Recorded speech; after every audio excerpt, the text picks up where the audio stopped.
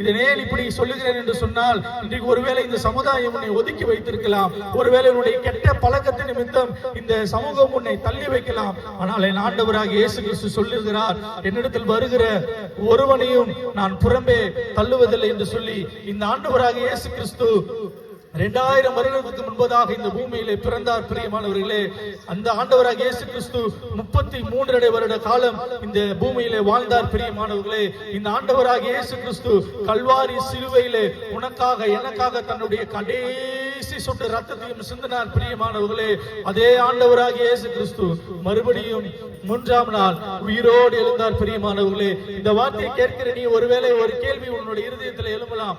2000 ஆண்டுகளுக்கு முன்பதாக இந்த இயேசு பிறந்தார் என்று இப்பொழுது வந்து சொல்லுகிறாயே, நான் எப்படி இதை நம்ப வேண்டும் என்று சொல்லி ஒருவேளை இந்த கேள்வி உன் உள்ளத்தில் எழும்பலாம். ஆம் பிரியமானவர்களே, சற்று சிந்தித்து பாருங்கள். இந்த உலக சரித்திரத்தை 2ஆக பிரிக்கிறார்கள். எப்படி பிரிக்கிறார்கள்? கிறிஸ்துவுக்கு முன் கிறிஸ்துவுக்கு பின் என்று சொல்லிதான் பிரிக்கிறார்கள். இந்த உலகத்தில் எந்த மூலையில் வாழ்ந்தாலும், எந்த நாட்டில் வாழ்ந்தாலும், எந்த தெருவில் வாழ்ந்தாலும் சரித்திர பிரகாரமாக கிறிஸ்துவுக்கு முன் கிறிஸ்துவுக்கு பின் என்றுதான் இதை பிரிக்கிறார்கள். காரணம், இந்த ஆண்டவராக இயேசு கிறிஸ்து 2000 ஆண்டுகளுக்கு முன்பதாக இந்த பூமியிலே வாழ்ந்தார் என்பது சரித்திர சான்று. பிரியமானவர்களே, இந்த ஆண்டவராக இயேசு கிறிஸ்து இன்றைக்கு உயிரோடு இருக்கிறார் என்பதற்கு நாங்கள் தான் சாட்சிகள். ஏனென்று சொன்னால் எங்கள் வாழ்க்கையில் இருக்கிற கண்ணீரையும் எங்கள் வாழ்க்கையில் இருக்கிற கஷ்டத்தையும் இயேசு மாற்றினார். எங்கள் குழுவிலே அநேகர் உண்டு.